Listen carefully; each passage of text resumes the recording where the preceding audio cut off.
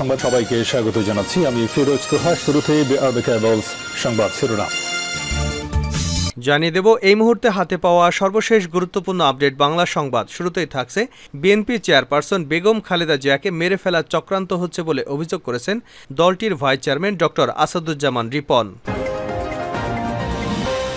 এবারে জানাবো বাম জোটের স্বরাষ্ট্র মন্ত্রণালয় ঘেরাও পুলিশের বাধায় পণ্ড। দুর্নীতি, লুটপাট, অর্থ পাচার, খেলাপি ঋণ, ব্যাংক ডাকাতি রোধ, দুর্নীতিবাজদের আয়ের সঙ্গে সঙ্গতিহীন সম্পদ বাজেয়াপ্ত এবং দুর্নীতিবাজ, ঋণখেলাপি ও অর্থ পাচারকারীদের গ্রেপ্তার ও বিচারের দাবিতে বাম গণতান্ত্রিক জোটের স্বরাষ্ট্র মন্ত্রণালয় ঘেরাও কর্মসূচি পুলিশি বাধায় পণ্ড হয়ে গেছে।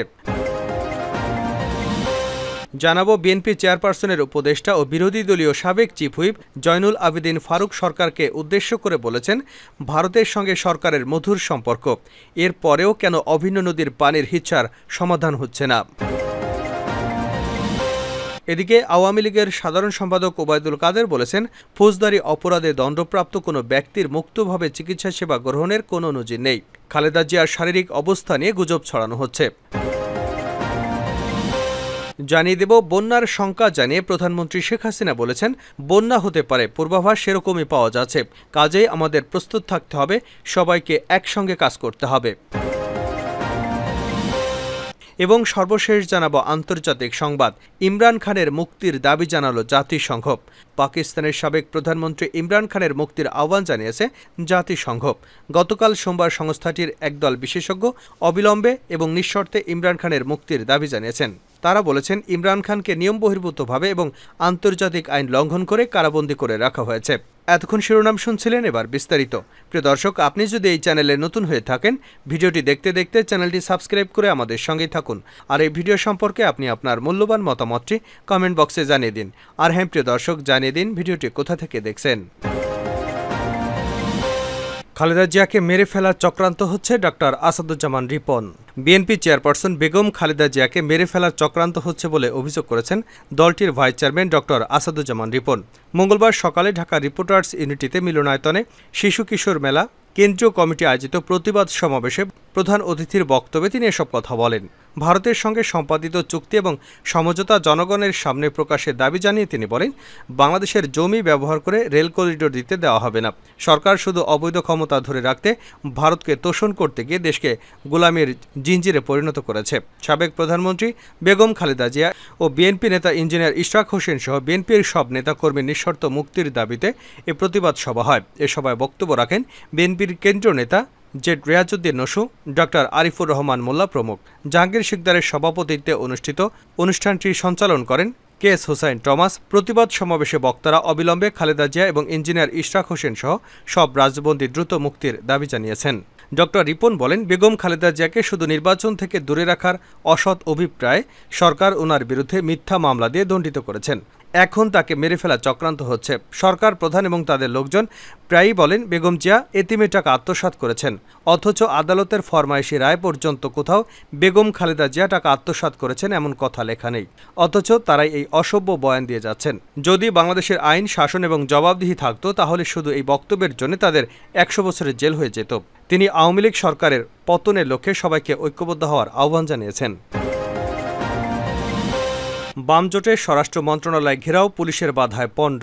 দুর্নীতি, লুটপাট, অর্থ পাচার, খেলাপি ঋণ, ব্যাংক ডাকাতি রোধ, দুর্নীতিবাজদের আয়ের সঙ্গে সঙ্গতিহীন সম্পদ বাজেয়াপ্ত এবং দুর্নীতিবাজ, ঋণখেলাপি ও অর্থ পাচারকারীদের গ্রেপ্তার, বিচারের দাবিতে বাম গণতান্ত্রিক জোটের স্বরাষ্ট্র মন্ত্রণালয় ঘেরাও কর্মসূচি পুলিশি বাধায় পণ্ড হয়ে গেছে। মঙ্গলবার দুপুরে জাতীয় প্রেস ক্লাবের সামনে অনুষ্ঠিত সমাবেশ থেকে স্বরাষ্ট্র মন্ত্রণালয় অভিমুখে বিক্ষোভ মিছিলের আয়োজন করে বাম গণতান্ত্রিক জোট। জোটের নেতারা মিছিল নিয়ে যেতে চাইলে পল্টন মোড়ে পুলিশের বাধার সম্মুখীন হন তারা। সরজমিনে গিয়ে দেখা যায়, জাতীয় প্রেস ক্লাব থেকে বিক্ষোভ মিছিল নিয়ে স্বরাষ্ট্র মন্ত্রণালয়ের দিকে যাওয়ার সময় পল্টন মোড়ে পুলিশি ব্যারিকেডের সম্মুখীন হন জোটের নেতাকর্মীরা। এ সময় কিছুক্ষণ ব্যারিকেড ধরে ধাক্কাধাক্কি করেন বিক্ষোভকারীরা। পরে পুলিশের অনুরোধে পল্টন মোড়ে সমাবেশে অংশ নেন জোটের নেতারা। সেখানে জোটের সমন্বয়ক ও বাংলাদেশ সমাজতান্ত্রিক দল বাসদের সাধারণ সম্পাদক বজলুর রশিদ ফিরোজ বলেন, সরকারি দলের নেতারা বলেন, সরকার নাকি দুর্নীতির বিরুদ্ধে জিরো টলারেন্স। সরকারি দল এবং বিভিন্ন সংস্থা দুর্নীতিবাজদের বিরুদ্ধে ব্যবস্থা না নিয়ে উল্টো তাদের প্রত্যক্ষভাবে মদত দিচ্ছে। দুদক যখন বেনজিরের বিরুদ্ধে প্রাথমিক সত্যতা পেয়েছিল তখন স্বরাষ্ট্রমন্ত্রী আসাদুজ্জামান খান কামাল বলেছিলেন, চূড়ান্ত প্রমাণ পাওয়ার আগ পর্যন্ত কিছু বলা যাবে না। এটা প্রত্যক্ষভাবে দুর্নীতিকে উৎসাহিত দেওয়ার শামিল। দায়িত্বপ্রাপ্ত বিভিন্ন বাহিনী এবং সংস্থার কর্মকাণ্ড নিয়ে প্রশ্ন তুলে জোটের সমন্বয়ক বলেন, দুর্নীতিবাজদের মামলা আর গ্রেপ্তার হওয়ার আগেই তারা ব্যাংকের সব টাকা নিয়ে পালিয়ে গেছে। মতিউর নাকি মাথাটা করে সীমান্ত অতিক্রম করেছে। তাহলে আইনশৃঙ্খলা রক্ষাকারী বাহিনী বিজিবি কি করে? এদিকে বাধা প্রসঙ্গে রমনা জোনের শাহবাগ থানার পেট্রোল ইন্সপেক্টর সর্দার বুলবুল আহমেদ বলেন, মন্ত্রণালয় সহ সংশ্লিষ্ট আশপাশের এলাকায় রাষ্ট্রের গুরুত্বপূর্ণ প্রতিষ্ঠান। আমরা নেতাদের অনুরোধ করেছি, তারা চেষ্টা করেছিল ব্যারিকেড ছেড়ে চলে যাওয়ার। পরে তাদের সিনিয়র নেতারা আমাদের অনুরোধ রেখে এখানেই তাদের প্রোগ্রাম স্থগিত করেছেন। তিনি বলেন, আমাদের মূল বিষয়টা বাধা দেওয়া নয়, আমরা সমন্বয় সাধন করেছি নেতৃবৃন্দের সঙ্গে। আমরা তাদের শুধু একটি ব্যারিকেড দিয়ে এখানে থামিয়ে দিয়েছি। এখানে হাতাহাতি বা হতাহতের কোনো ঘটনা ঘটেনি। একই দাবিতে সোমবার সারা দেশে বিক্ষোভ এবং ঘেরাও কর্মসূচি পালন করছে বাম গণতান্ত্রিক জোট। ঢাকার বাইরে বিভিন্ন মহানগর পুলিশ কমিশনারের কার্যালয় এবং জেলার পুলিশ সুপারের কার্যালয়ে বিক্ষোভ কর্মসূচি অনুষ্ঠিত হবে বলে জানিয়েছে জোটের নেতারা। আওয়ামী লীগ ব্যর্থ সরকার ফারুক। বিএনপি চেয়ারপারসনের উপদেষ্টা ও বিরোধী দলীয় সাবেক চিফ হুইপ জয়নুল আবেদিন ফারুক সরকারের উদ্দেশ্যে বলেছেন, ভারতের সঙ্গে সরকারের মধুর সম্পর্ক। এরপরও কেন অভিন্ন নদীর পানির হিচ্ছার সমাধান হচ্ছে না? মঙ্গলবার দুপুরে এক অবস্থান কর্মসূচিতে সম্প্রতি প্রধানমন্ত্রী শেখ হাসিনার ভারতের সরকার প্রধানসহ ব্যক্তিরা এবং পশ্চিমবঙ্গ ত্রিপুরার মুখ্যমন্ত্রীর কাছে আম, লিচু, ইলিশ মাছ উপহার হিসেবে পাঠানোর বিষয়টি তুলে ধরে বিএনপি চেয়ারপারসনের উপদেষ্টা কাউন্সিলের সদস্য এই প্রশ্ন তোলেন। তিনি বলেন, আপনি ভারতে গেলেন এক সপ্তাহে দুবার, আম পাঠান, লিচু পাঠান, ইলিশ পাঠান, কিন্তু গিয়ে ফেরত আসেন খালি হাতে। আপনারা ব্যর্থ সরকার। গণতন্ত্র ফোরামের উদ্যোগে জাতীয় প্রেস ক্লাবের সামনে ভারতের সঙ্গে অবৈধ চুক্তি, অন্যদিকে দুর্নীতি, লুটপাট এবং দেশকে ধ্বংসের ষড়যন্ত্রের প্রতিবাদে এ কর্মসূচির আয়োজন করা হয়। ভিপি ইব্রাহিমের সভাপতিত্বে অবস্থান কর্মসূচিতে বিএনপি চেয়ারপারসনের উপদেষ্টা হাবিবুর রহমান হাবিব এবং যুগ্ম মহাসচিব আব্দুল সালাম আজাদ সহ আরও বেশ কয়েকজন উপস্থিত ছিলেন। জয়নুল আবেদিন ফারুক বলেন, ওবায়দুল কাদের সাহেব প্রতিদিন নতুন কথা আবিষ্কার করেন। আজকের পত্রিকা দেখলাম তিনি বলেছেন, মমতার জন্য নাকি আমাদের তিস্তার পানির শেয়ার পাচ্ছি না। হায়রে কপাল মন্দ আমাদের, এই মন্দের পেছনে আওয়ামী লীগ। ফারুক বলেন, বাংলাদেশ স্বাধীন হওয়ার পর ২২ পরিবারের বিরুদ্ধে সংগ্রাম। সেই ২২ পরিবার এখন আমাদের ২২,০০০ পরিবারে আপনি তৈরি করেছেন। আপনারা আজিজ তৈরি করেছেন, আপনারা বেনজির তৈরি করেছেন, আপনারা আসাদুজ্জামান মিয়া তৈরি করেছেন, আপনারা মতিউর রহমান তৈরি করেছেন, আপনারা নতুন করে ফয়সাল তৈরি করেছেন। মানুষের দৃষ্টি অন্যদিকে সরাবার জন্য ছাগল কাণ্ড তৈরি করেছেন। তিনি আরও বলেন, এসব কাণ্ডে কোনো কাজ হবে না, মানুষের দৃষ্টি সরানো যাবে না। বাংলাদেশের মানুষ তারেক রহমানের নেতৃত্বে অত্যন্ত সুদৃঢ় অবস্থানে, কারণ হাজার লাখ মামলা দিয়ে পুলিশের লাঠি পেটার পরও বিএনপির কর্মীদের রাজপথ থেকে বিতাড়িত করতে পারেননি। দলের চেয়ারপারসন খালেদা জিয়ার মুক্তির আন্দোলনকে আরও সক্রিয় করে রাজপথে সোচ্চার হওয়ার আহ্বান জানান জয়নুল আবেদিন ফারুক। খালেদা জিয়ার শারীরিক অবস্থা নিয়ে গুজব ছড়ানো হচ্ছে ওবায়দুল কাদের। আওয়ামী লীগের সাধারণ সম্পাদক ওবায়দুল কাদের বলেছেন, ফৌজদারি অপরাধে দণ্ডপ্রাপ্ত কোনো ব্যক্তি মুক্তভাবে চিকিৎসা সেবা গ্রহণের কোনো নজির নেই। কিন্তু বিএনপি গত কয়েক বছর ধরে আইনগত পদ্ধতি ছাড়াই খালেদা জিয়ার মুক্তির দাবি করছে। এমনকি খালেদা জিয়ার শারীরিক অবস্থা নিয়েও গুজব ছড়িয়ে যাচ্ছে, উস্কানি দিচ্ছে এবং আন্দোলনে ব্যর্থ হয়ে জনগণের কাছ থেকে করুণা আদায়ের চেষ্টা করছে। গণমাধ্যমে পাঠানো এক সংবাদ বিবৃতিতে কাদের এসব কথা বলেন। সেতুমন্ত্রী বলেন, আন্দোলনের নামে বিএনপি সহ বিভিন্ন রাজনৈতিক কর্মসূচি জনগণ বারবার প্রত্যাখ্যান করেছে, কিন্তু দলটি একটি ব্যর্থ রাজনৈতিক দলে পরিণত হয়েছে।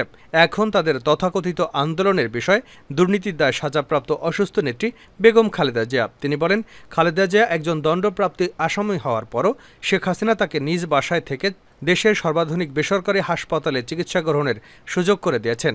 সেখানে দেশি বিদেশি বিশেষজ্ঞ চিকিৎসকের তত্ত্বাবধানে তার উন্নত চিকিৎসার ব্যবস্থা করা হয়েছে। আওয়ামী লীগ সাধারণ সম্পাদক বলেন, সংবিধান অনুযায়ী আইনের দৃষ্টিতে সবাই সমান। খালেদা জিয়া দুর্নীতির দায়ে সাজাপ্রাপ্ত আসামি। সংবিধান ও আইনগত প্রক্রিয়ার বাইরে একজন সাজাপ্রাপ্ত আসামির মুক্তির দাবি ধৃষ্টতা ছাড়া অন্য কিছু নয়। আইনগত প্রক্রিয়ার বাইরে গিয়ে কোনো সাজাপ্রাপ্ত ব্যক্তির দেশত্যাগের কোনো বিধান নেই। মানবিক কারণে শেখ হাসিনা নির্বাহী ক্ষমতা ব্যবহার করে সাজা স্থগিত করে খালেদা জিয়াকে উন্নত চিকিৎসা গ্রহণের সুযোগ করে দিয়েছেন প্রধানমন্ত্রী শেখ হাসিনা। শেষ করছে আন্তর্জাতিক সংবাদ দিয়ে। ইমরান খানের মুক্তির দাবি জানালো জাতিসংঘ। পাকিস্তানের সাবেক প্রধানমন্ত্রী ইমরান খানের মুক্তির আহ্বান জানিয়েছে জাতিসংঘ। গতকাল সোমবার সংস্থাটির একদল বিশেষজ্ঞ অবিলম্বে এবং নিঃশর্তে ইমরান খানের মুক্তির দাবি করেছে। তারা বলেছে, ইমরান খানকে নিয়ম বহির্ভূতভাবে এবং আন্তর্জাতিক আইন লঙ্ঘন করে কারাবন্দী করে রাখা হয়েছে। মার্কিন সংবাদ মাধ্যম ভয়েস অব আমেরিকার এক প্রতিবেদন থেকে এ তথ্য জানা গেছে।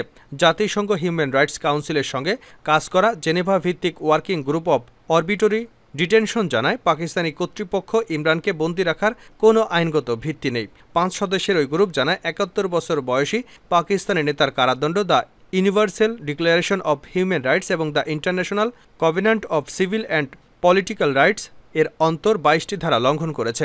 গ্রুপটি আরও জানায়, ওয়ার্কিং গ্রুপ পাকিস্তান সরকারকে অনুরোধ জানাচ্ছে অবিলম্বে ইমরান খানের পরিস্থিতি সংশোধন করে তাকে সংশ্লিষ্ট আন্তর্জাতিক নিয়মের সাথে সামঞ্জস্যপূর্ণ করতে। ইমরান খানকে 2023 সালের অগাস্ট মাসে দুর্নীতির অভিযোগে দোষী সাব্যস্ত করে 3 বছরের জেল দেওয়া হয়।